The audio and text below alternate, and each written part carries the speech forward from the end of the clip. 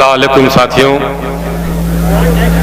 शुक्रिया अदा करना चाहता हूं सुल्तानपुर के जिला अध्यक्ष का, जिन्होंने आज अपनी मेहनत से इस खूबसूरत महफिल को सजाया है। काबिल तारीफ हैं मिर्जा अकरम अली साहब, सुल्तानपुर की पूरी मजलिस की टीम और पूरे उत्तर प्रदेश के तमाम जिले से आए हुए हमारे मजलिस इत्तेहादुल मुस्लिमीन के कार्यकर्ता साथियों और सुल्तानपुर जिले के गांव-गांव से कोने कोने से आए हुए शोषित वंचित समाज के साथियों, ये सम्मेलन शोषित वंचित समाज का सम्मेलन है। उस शोषित वंचित समाज का सम्मेलन है जिसको इसी मुल्क में 6000 सालों से गुलाम बना के रखा गया था। ये वो शोषित समाज जिसको 6000 साल से गुलामी के जंजीरों में जकड़ा हुआ था, इस मुल्क में उनको इंसान के बराबर हक नहीं मिला हुआ था। साथियों, इसी मुल्क में दलित समाज की हैसियत थी कि उन्हें अच्छे मकान बनाने का हक नहीं था, दलित समाज के लोगों को अच्छे कपड़े पहनने का हक नहीं था, दलित समाज के लोगों को अपनी खेती करने का हक नहीं था। यह हक नहीं था कि वो अपने खेत रख सके, उनको यह हक नहीं था कि वो तालीम हासिल कर सके।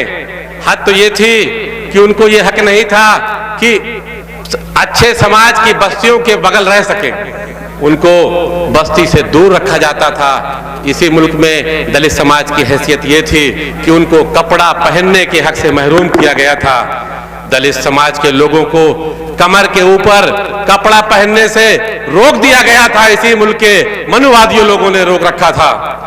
यही नहीं, न सिर्फ दलित समाज के मर्दों को बल्कि दलित समाज की औरतों को भी कमर के ऊपर कपड़ा पहनने से रोका गया था, नहीं पहनने दिया जाता था। हद तो यह थी कि दलित समाज की जवान औरतें कमर के ऊपर बरहना रहने के लिए मजबूर थी। ऐसे जुल्म सहने वाले दलित समाज को आजादी के बाद अगर किसी ने हक दिलाने की बात करी तो संविधान की रचयिता माननीय बाबा साहब अम्बेडकर जी। जब बाबा साहब अम्बेडकर लंदन से पढ़कर वापस हिंदुस्तान आए तो हिंदुस्तान के मनुवादियों ने यह षड्यंत्र रचा कि दलित समाज का एक आला काबिल इंसान हिंदुस्तान में मौजूद है, अगर उसको सियासत में हिस्सेदारी मिली तो दलितों के उत्थान की बात करेगा। मनुवादियों ने पूना से बाबा साहब अम्बेडकर को चुनाव हरा दिया और दलितों का एक काबिल नेता जो दलितों की हक की आवाज उठाना चाहता था वो हिंदुस्तान की पार्लियामेंट में पहुंचने से महरूम रह गया। ऐसे समय में हिंदुस्तान के मुसलमानों ने बंगाल से एक मुस्लिम सीट जहां पे मुसलमान सांसद जीता हुआ था उससे इस्तीफा दिला करके बाबा साहब अम्बेडकर को वहां से चुनाव लड़ाया जहां मुसलमानों की आबादी 80% थी। मुसलमानों ने अपनी उस सीट से दलित समाज के उस रहनुमा को जिताकर पार्लियामेंट में भेजा। उस पार्लियामेंट में जहां संविधान सभा में उनका चुनाव हुआ, संविधान सभा में उन्हें हक दिया गया कि वो संविधान का निर्माण करें। बाबा साहब अम्बेडकर ने संविधान में दलितों के हक हकूक महफूज करने का काम किया, लेकिन उसके बाद भी ब्रेडकल में दलित समाजों को कोई हक नहीं मिला हुआ था। उत्तर प्रदेश की सरजमीन पर एक दलित का महान रहनुमा माननीय काशीराम जी का जन्म हुआ। उन्होंने दलितों को जगाने का काम किया, दलितों को मुत्तहद करने का काम किया, उनको इस बात का एहसास दिलाया कि ये दलित साथियों खड़े हो, आज मुसलमान समाज आपका साथ देने के लिए तैयार है, अपनी हक की लड़ाई लड़ो। मुसलमानों ने माननीय काशीराम जी का साथ दिया। नतीजा यह हुआ कि उत्तर प्रदेश में दलित लीडेड मायावती की पहली सरकार बनी।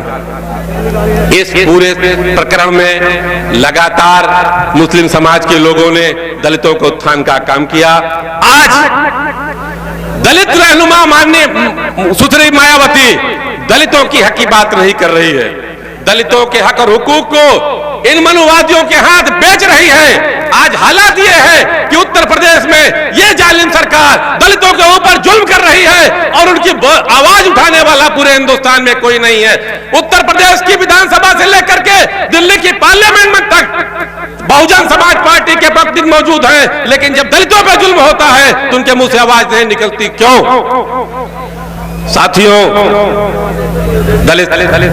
मायावती को इस बात का खतरा है कि अगर मैं दलितों की आवाज उठाऊंगी तो मेरे दौरे इक़्तिदार में जो मैंने बदनवानियां की है, जो न लूट खसोट की है, जो बेईमानियां की है, ये सरकार उसका हिसाब मांगेगी और मुझको लालू प्रसाद यादव जी की तरह जेल की सलाखों में जाना पड़ेगा।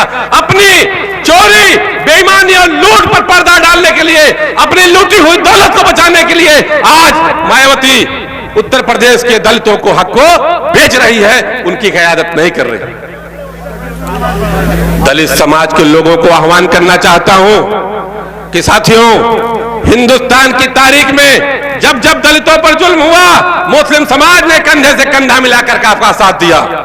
आज इस पार्लियामेंट में मुख्य विपक्ष पार्टी आपकी आवाज नहीं उठा रही है। अगर कोई उठा रहा है तो जनाब बैरिस्टर असदुद्दीन ओवैसी हैं। दलित समाज के लोगों, तुम्हारी सियासी रहनुमा तुम्हारे हकों की हिफाजत करने से इस समय नाकाम है। मजलिस इत्तेहादुल मुस्लिमीन तुम्हें आवाज देती है, ऐ दलित समाज के लोगों, मजलिस के झंडे के नीचे आओ। मजलिस तुम्हारे हक और हुकूक की हिफाजत की गारंटी देती है। नहीं आओगे मारे जाओगे। इसलिए मैं तमाम दलित समाज के लोगों से आह्वान करता हूं कि आप मजलिस के झंडे को पकड़े, मजलिस के झंडे को आप अपना हाथ पकड़े और मजलिस के लोग आपको इंसाफ दिलाएंगे। दूसरा शोषित समाज, उत्तर प्रदेश में बसने वाला बैकवर्ड समाज, हिंदुस्तान में आज तक ये पहली बार है कि मजलिस इत्तेहादुल मुस्लिमीन उत्तर प्रदेश में अपनी क़यादत की बात कर रही। बैकवर्ड समाज के रहनुमा मुलायम सिंह यादव जी को साथ मुसलमानों ने दिया, उनकी सरकार बनी। एक मर्तबा नहीं, 3-4 मर्तबा उनकी सरकार बनी। 7% का यादव समाज के साथ 22% मुसलमानों ने साथ दिया। एक पीढ़ी नहीं, 2-2 पीढ़ी की सरकार बनी। लेकिन क्या मुसलमानों के साथ हक मिला? मुसलमानों के साथ ही इंसाफ नहीं हुआ जिसने आपका की सरकार बनाई थी। न सिर्फ मुसलमानों के साथ, आज उत्तर प्रदेश में जो ये योगी सरकार है, उत्तर प्रदेश में लगभग 350 यादव का सियासी कत्ल हुआ है। उत्तर प्रदेश की विधानसभा में यादव समाज की बात उठाने वाला कोई नहीं है। पूर्व मुख्यमंत्री अखिलेश यादव की मौजूदगी के बाद भी 350 यादव का कत्ल हुआ है। यह दलित बैकवर्ड समाज के लोगों की आवाज अखिलेश यादव नहीं उठा रहे हैं। क्यों नहीं उठा रहे? उनको मालूम है कि अगर मैं बैकवर्ड समाज की लड़ाई लड़ूंगा तो हमने अपने दौरे इक़्तिदार में जो लूट घसोट की है, जो बेदुनवानियां की है, जो बेईमानियां की है, उसका हिसाब ये हुकूमत हमसे मांगेगी और हमको जेल की सलाखों के पीछे जाना पड़ेगा। अपनी लूटी हुई दौलत को बचाने के लिए, अपनी चोरी किए हुए धन को छिपाने के लिए आज उत्तर प्रदेश की समाजवादी पार्टी यादव समाज के हक की लड़ाई नहीं लड़ रही है। तुम्हारे हक की लड़ाई क्या लड़ेगी? साथियों, अभी पिछला इलेक्शन हुआ, लोकसभा बहुजन समाज पार्टी और समाजवादी पार्टी दोनों पार्टियां साथ मिलकर लड़ी थी ना भाई? उत्तर प्रदेश के मुसलमान ने भी उस गठबंधन को वोट दिया था ना। समाजवादी पार्टी और बहुजन समाज पार्टी, उस दोनों का गठबंधन भारतीय जनता पार्टी को हराने में नाकाम रहा। आज बताओ कलीम भाई साहब, ये कलीम भाई साहब जहां कहीं हो आओ स्टेज पे। बताओ क्या आज ये समाजवादी पार्टी क्या अपने बूते पर चुनाव जीतने की स्थिति में है? बहुजन समाज पार्टी के लोग अपने बूते पर चुनाव जीतने की स्थिति में हैं? जो लोग ये कहते हैं कि मजलिस के लोग उनका वोट काट रहे। 7% का यादव समाज, 11% के दलित समाज, 22% का मुसलमान समाज जब उनका साथ देता था तब उनकी सरकार बनती थी। आज वो लोग अपने समाज की हिफाजत नहीं कर पा रहे, तुम्हारी हिफाजत क्या करेंगे? आज पार्लियामेंट में वाहिद एक शख्स मौजूद है जो दलितों की हक की लड़ाई लड़ रहा है, बैकवर्ड की हक की लड़ाई लड़ रहा है, मजलूमों की हक की लड़ाई लड़ रहा है। पार्लियामेंट में होने के बावजूद कांग्रेस किसी मुद्दे पर बोल नहीं रही। इसलिए साथियों, आह्वान करता हुआ आप सबका कि आप लोग मजलिस इत्तेहादुल मुस्लिमीन का दामन थामे। क्यों? मजलिस इत्तेहादुल मुस्लिमीन की लड़ाई हक इंसाफ की लड़ाई है, न किसी मुसलमान की लड़ाई है, न किसी हिंदू की लड़ाई है, इंसाफ की लड़ाई है। 3 पीढ़ी से बैरिस्टर असदुद्दीन ओवैसी साहब के परिवार पार्लियामेंट में रहा है और आज तक किसी भी एक मुकदमा नहीं है किसी बदलवानी का। आपके पास एक ऐसा लीडर मौजूद है जो आज हिंदुस्तान में हर जुल्म की लड़ाई लड़ रहा है। तो सवाल यह उठता है कि हमको किसके साथ होना चाहिए?